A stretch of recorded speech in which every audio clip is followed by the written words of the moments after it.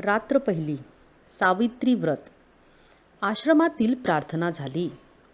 सारे सोबती सभोवताली मंडलाकार म्हणजेच गोलाकार बसले होते. श्यामच्या मुखचंद्राकडे सर्वांचे डोळे लागले होते. तो भ्रातृसंघ म्हणजे एक अपूर्व असं दृश्य होतं. वाळवंटातील झरा अधिकच सुंदर व पवित्र वाटावा. अंधारात एक किरणही आशा देत असतो. सध्याच्या निष्प्रेम काळात मला काय त्याचं, अशा काळात असे प्रेमळ संघ म्हणजे परम आशेचा स्थान होतं. त्या भ्रातृसंघातील प्रेमासारखे प्रेम अन्यत्र क्वचितच पाहायला सापडले असते. तो आश्रम म्हणजे त्या गावातील जीवनातला, साजीव जीवनातला स्वच्छ ठेवणारा व पवित्र जिवंत असा झरा होता.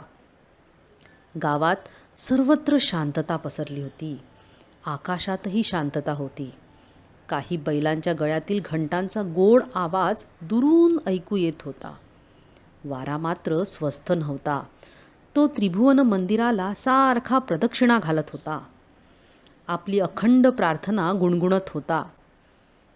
श्यामने सुरुवात केली. माझ्या आईचे माहेर फार श्रीमंत नव्हते, तरी सुखी होते.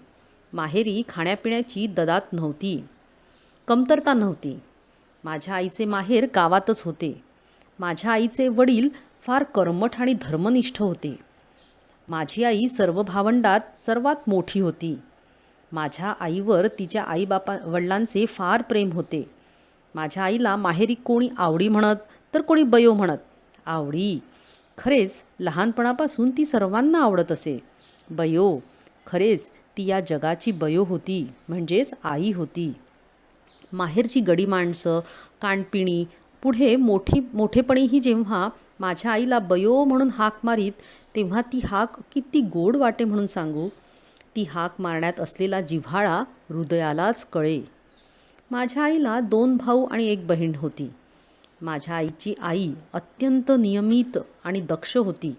तिच्या घरातील भांडी आरशासारखी स्वच्छ असत. माझ्या आईचे लग्न लहानपणीच झाले होते. सासर श्रीमंत होते. सासरची मंडळी गावात सरदार म्हणून मानली जात. निदान ते तरी स्वतःला तसे समजत असत. आईच्या अंगावर सोन्या मोत्यांचे दागिने होते. पोत, पेट्या, सरवाकी, गोडतोडे सारे काही होते. भरल्या घरात, भरल्या गोकुळात ती पडली होती. सासरचे तिचे नाव यशोदा ठेवण्यात आले होते. सासरी ती लहानाची मोठी झाली होती. कशाला तोटा नव्हता. चांगले ल्यायला म्हणजे अंगावर घ्यायला, चांगले खायला होते. एकत्र घरात कामही भरपूर असे. उत्साही परिस्थितीत, सहानुभूतीच्या वातावरणात काम करायला माणूस कंटाळत नाही. उलट 4 कामं जास्त करण्यात त्याला आनंद आणि धन्यता मिळते. मित्रांनो, माझ्या वडिलांच्या अंगावर ते वयाने 17-18 वर्षाचे झाले नाहीत, तीच सारी जबाबदारी पडली. कारण आजोबा थकले होते. वडीलच सारा कारभार आता पाहू लागले. देवघेव तेच पाहात. आम्ही आमच्या वडिलांना भाऊ म्हणत असू आणि लोक त्यांना भाऊराव म्हणत असत. आजूबाजूच्या खेड्यातील लोक आम्हाला खोत म्हणून ओळखत. खोत म्हणजे काय? भिकाने प्रश्न विचारला. श्याम म्हणाला, खोत म्हणजे गावचा ठरीव शेतसारा वसूल करून सरकारकडे पाठवणारा बिनपगारी दलाल.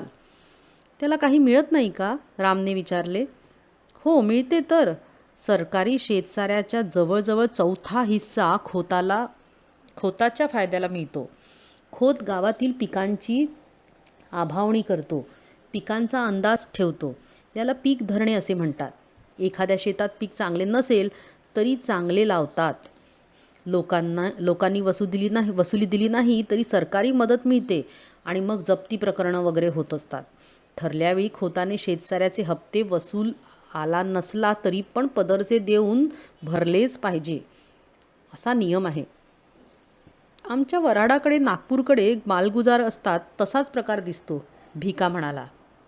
गोविंद उत्कटतेने म्हणाला, पुरे रे तुमचे बोलणे, तुम्ही पुढे सांगा. श्यामने पुन्हा गोष्ट सांगायला सुरुवात केली. आम्ही वडवळी गावचे खोत होतो. त्या वडवळी गावात आमची मोठी बाग होती. धो धो पाणी वाहत असे. दांड बांधून दुरून पाणी आणले होते. ते उंचावरून पडत असे. बागेत केळी, पोफळी, अननस असे विविध वृक्ष लावले होते. निरनिराळ्या जातींची फणसाची झाडे होती. कापे, बरके, अर्धे कापे. तुम्ही कोकणात याल तेव्हा हे सारे प्रकार मी तुम्हाला दाखवीन. ती बाग म्हणजे आमचं वैभव, आमचं भाग्य असे म्हणत. परंतु गड्यांनो, हे आमचे वैभव नसून आमचे पाप होते. पाप क्षणभर हसते आणि कायमचे रडत बसते. पाप थोडा वेळ डोके वर काढते, परंतु कायम धुळीत मिळते. पापाला तात्पुरता मान, तात्पुरते स्थान. जगात सद्गुणच शुक्राच्या ताऱ्याप्रमाणे शांत व स्थिर सदैव तळपत राहतात. खोताने वाटेल त्याला कामाला बोलवावे. बोलावले तर गेलेच पाहिजे, नाहीतर खोताला राग यायचा. गावातील कष्टाळू बायका माणसांनी वांगी लावावी, मिरच्या लावाव्या, कणगरे, करिंदे, रताळी लावावी, भोपळे, कलिंगडे यांचे वेल लावावे. परंतु या सर्वांवर खोताची नजर असायची. खरोखर या जगात दुसऱ्याच्या श्रमावर जगणे यासारखे दुसरे पाप नाही. दुसऱ्याला राबवून, रात्रंदिवस श्रमवून, त्यांना तुच्छ मानून आपण गाद्यांवर लोळावे यासारखा अक्षम्य अपराध नाही. माझ्या आईच्या अंगाखांद्यावर जे दागिने होते ते कुठून आले? पाणीदार मोत्याची नथ. खेड्यातील गरीब बायकांच्या डोळ्यातील मोत्यांसारख्या मुलांच्या अश्रूंची ती बनलेली होती. त्या गरीब लोकांच्या सोन्यासारख्या मुलांच्या तोंडावरील हास्य व अंगावरील बाळसे आणि तजेला हिरावून आणून माझ्या आईला सोन्याचे गोटतोडे बंद करण्यात आले होते. परमेश्वराला हे सत्य माझ्या आईला पटवून द्यायचे होते. तो माझ्या आईला जागे करणार होता. माझे वडील स्वभावाने दुष्ट होते अशातला भाग नाही, परंतु पूर्वजांची प्रथा त्यांनी चालू ठेवली. खोताच्या अवास्तव अधिकाराचा त्यांना अभिमान वाटायचा. कुणी ऐकलं नाही की त्यांना वाटे की हे कुणबट माजले. कुणबटाला कुणबट म्हणायचे, कुणब्याला कुणबट म्हणायचे, महाराला म्हारडा म्हणायचे, अशी पद्धत ठरलेली होती.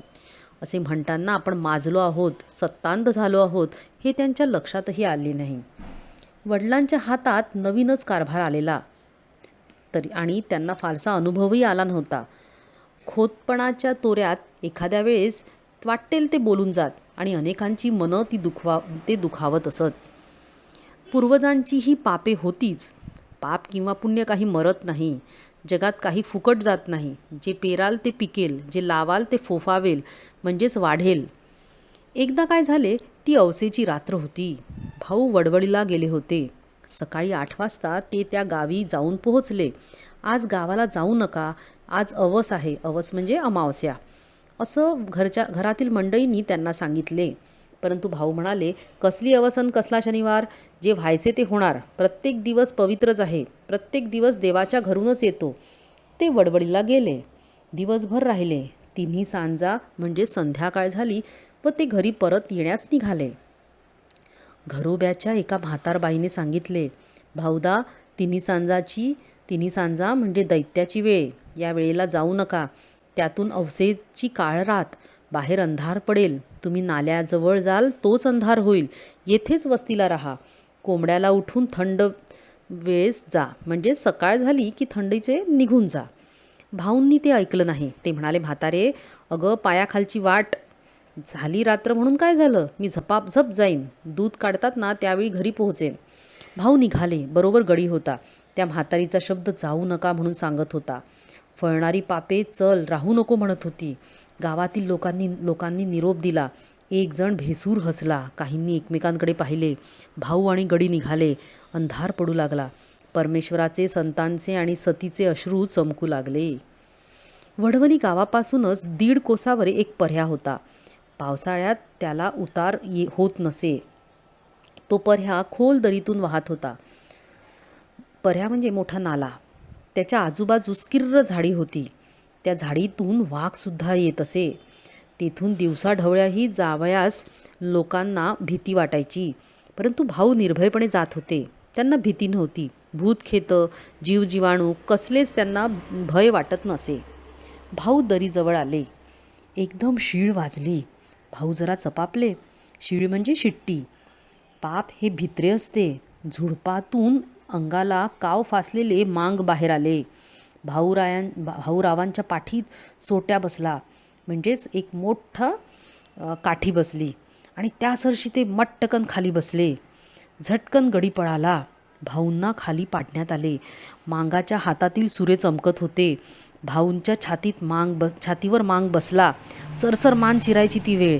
करंदीच्या जाळीत रातकिडे ओरडत होते. शेजारच्या भवनातून एक भुजंग फुत्कार करीत सणकन निघून गेला. मांगाचे तिकडे लक्ष नव्हते. इतक्यात एका म्हातारीने ओरड केली, अरे बामणाला मारले, खोताला मारले, धावा धावा. ते मांगही आता जरा घाबरले. भाऊ त्या मांगांना म्हणाला, मला नका रे मला मारू, मी तुमचं काय केलं आहे, सोडा मला. ही अंगठी, ही सल्लेजोड, हे 100 रुपये घ्या, सोडा मला. दीनमाणेपणे मांगांना ते विनवीत होते. म्हातारीच्या ओरडण्याने कोणीतरी येत आहे असे दिसले. कोणाची तरी चाहूल लागली. मांगांनी त्या अंगठ्या, ती सल्लेजोड आणि ते 100 रुपये घेतले आणि पोबारा केला, म्हणजे पळून गेले. ते मांग काही खरे खुनी नव्हते. ते या कामात मुरलेलेही नव्हते, पण दारिद्र्यामुळे हे घोर कर्म करायला ते प्रवृत्त झाले होते. त्या क्रूर कर्माच्या मुळाशीही दया होती, प्रेम होतं. स्वतःच्या मुलाबाळांच्या प्रेमाने त्यांची खाण्याचा वांधा दूर व्हावा म्हणून ते मांग खून करू पाहत होते. कोणी म्हणतात की या जगात कलह, स्पर्धा हे सत्यच आहे, परंतु त्या कलहाच्या म्हणजेच भांडणाच्या मुळाशी, या धडपडीच्या मुळाशीही प्रेम आहे. ते संकुचित आहे एवढंच. सृष्टीचे अंतिम स्वरूप म्हणजे प्रेम. बुद्धी नाही, सहकार्य आहे. द्वेष व मत्सर नाही, युद्ध नाही, सहकार्य आहे. द्वेष व मत्सर नाही.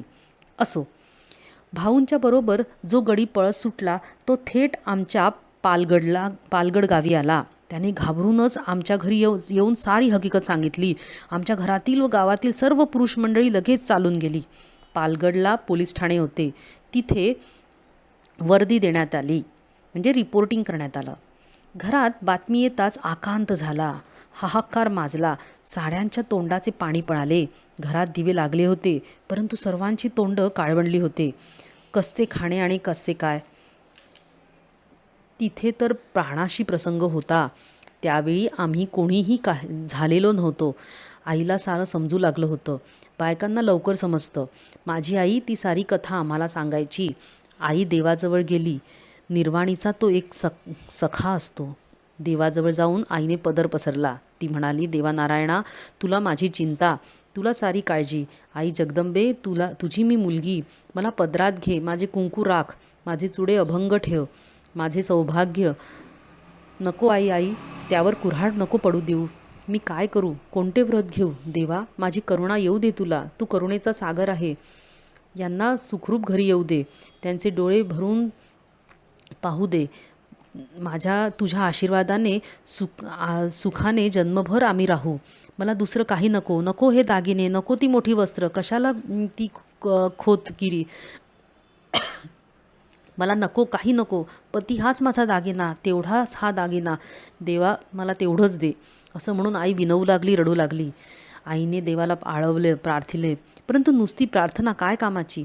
प्रत्येक गोष्टीत त्याग पाहिजे, व्रत पाहिजे. माझ्या आईने या रात्री सावित्रीचे व्रत घेतले. मित्रांनो, जीवनाच्या कठीण प्रसंगी धीर द्यायला भारताच्या इतिहास कितीतरी दिव्य स्त्री पुरुष रत्ने आहेत. राम, हरिश्चंद्र आहे, सीता, सावित्री आहे.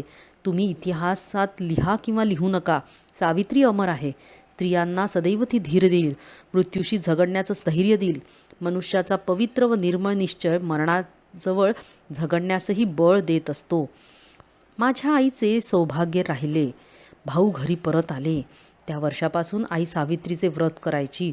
दरवर्षी ज्येष्ठ पुनवेला म्हणजेच पौर्णिमेला ती पौर्णिमा 2 दिवस अगोदर ती उपवासास सुरुवात करायची. घेतलेलं व्रत तिने कधीही सोडले नाही. या व्रतात वटपूजा करायची असते.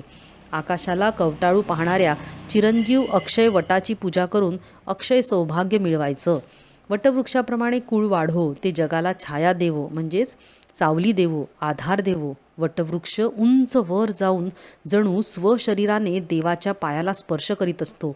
त्याचप्रमाणे कुळातही वर जाण्याची, उन्नत होण्याची सदैव इच्छा असते. वटवृक्षाला अनेक पारंब्या असतात. त्याप्रमाणे कुळाचा विस्तार होवो, कुळाला बळकटी येवो, व या अशा अनेक भावनांनी या वटपूजेच्या काळामध्ये बायका पूजा करीत असतात. सावित्री व्रताचा दिवस जवळ येत आहे म्हणजे येत असताना माझी आई फार गंभीर व्हायची. मी त्यासंबंधीची एक आठवण सांगणार आहे. आतापर्यंतची तर ही सर्व प्रस्तावनाच होती. त्यावेळी मी 8-9 वर्षाचा असेल. सावित्री व्रताला आरंभ होणार होता. माझी आई हिवतापाने आजारी होती. हिवताप सारखा तिच्या पाठीला लागला होता. सतत तिला ताप यायचा. या व्रतात 3 दिवस वडाला 108 प्रदक्षिणा घालायच्या असतात. आईला जरा चालले तरी तिला चक्कर येत होती. आईने श्याम अशी हाक मारली. मी आईजवळ गेलो व विचारले, काय आई, काय होते? पाय दाबून देऊ का? आई म्हणाली, पाय नको रे दाबायला. रोजच काय किती पाय दाबून घ्यायचे. तू सुद्धा कंटाळा करत असशील, पण मी तरी काय करू? आईचे ते करुण शब्द ऐकून मला वाईट वाटले. मी रडू लागलो. आई पुन्हा म्हणाली, श्याम, तू दिवसभर काम करून दमतोस रे, पण उद्यापासून तुला आणखीन एक काम 3 दिवस करायला मी सांगणार आहे. करशील ना रे बाळ? कोणते काम? आई, मी कधीतरी नाही म्हटलं आहे का? मी म्हटले. आई गहिवरून म्हणाली, नाही, तू कधीसुद्धा कामाला नाही म्हणत नाहीस. हे बघ, उद्यापासून वटसावित्रीचे व्रत सुरू होईल. मला वडाला 108 प्रदक्षिणा घालता येणार नाहीत. मला चक्कर येईल. कधीतरी पारावर तुझा हात धरून मी जाईन, पूजा करीन, 3 प्रदक्षिणा घालीन. बाकीच्या प्रदक्षिणा तू घालशील हं बाळ. असं म्हणून आईने माझा हात आपल्या हातात घेतला. प्रेमळ आणि करुण अशा दृष्टीनं तिने माझ्याकडे बघितलं. आई, माझ्या प्रदक्षिणा कशा चालतील? मी विचारलं. चालतील रे बाळा, देवाला डोळे आहेत. देव काही मेलेला नाही. त्याला सारं समजतं, कळतं. तू म्हणजे मीच नाही का? अरे, तू माझ्या पोटचा गोळा, माझाच जणू भाग, माझेच रूप. तू प्रदक्षिणा घालशील ना, त्या माझ्याच होतील. मी दुबळी आजारी आहे, हे देवाला माहीत आहे. आई म्हणाली, पण मला बायका हसतील. मी नाही जाणार वडाला. शाळेत जाणारी मुले मला बघतील व शाळेत अहो बाई रे बाई असे म्हणून माझी फजिती करतील. मला लाज वाटते. मी नाही जाणार. शिवाय शाळा पण बुडेल, मास्तर रागवतील, अशी मी अनेक कारणे सांगू लागलो. आईची म्लान मुद्रा अधिकच खिन्न झाली. ती म्हणाली, श्याम, आईचे काम करायला कसली रे राज? हे देवाचे काम. ते करीत असताना तुला कोणी हसलं तर ते वेडे असतील. देवाचे काम करायला लाजू नये. पाप करायला माणसाने लाजावे. श्याम, त्या दिवशी चुलीमागचा खोबऱ्याचा तुकडा तू घेऊन खाल्लास. मी बघितले, पण बोलले नाही. जाऊ दे, मुलाची जात आहे. परंतु त्यावेळेला तुला लाज वाटली नाही आणि आता देवाचं काम करायला तुला लाज वाटते का रे? मग तो भक्तिविजय कशाला वाचतोस? तो पांडव प्रताप कशाला वाचतोस? तुझा आवडता श्रीकृष्ण घोडे हाकायचा, धर्मराजाची उष्टी काढायचा, काम करायचा, प्रदक्षिणा घालायला तुला लाज वाटते का रे? तू नसला जाणार तर मी जाईन. येऊन जाऊन काय होईल? मी चक्कर येऊन पडेन, मरेन आणि सुटेन एकदाची. देवाजवळ तरी जाईन, परंतु श्याम, तुमच्यासाठीच जगते रे, असे म्हणून आईने डोळ्यांना पदर लावला. आईचे शब्द माझ्या मनात खोल गेले. माझे हृदय विरघळले, पाझरले, पावन झाले. देवाचे काम करायला लाजू नको. पाप करण्यासाठी लाज धर. थोर शब्द. आजही ते शब्द मला आठवत आहेत. आजकाल या शब्दांची किती जरुरी आहे. देवाच्या कामाची, देशाच्या कामाची, भारत मातेच्या कामाची आम्हाला लाज वाटते. परंतु वाईट पुस्तकं वाचण्याची, वाईट सिनेमे पाहण्याची, विडी सिगारेट ओढण्याची, सुपारी खाण्याची, चैन करण्याची लाज वाटत नाही. पुण्यकर्म, सत्कर्म करण्याची लाज वाटू लागली आहे.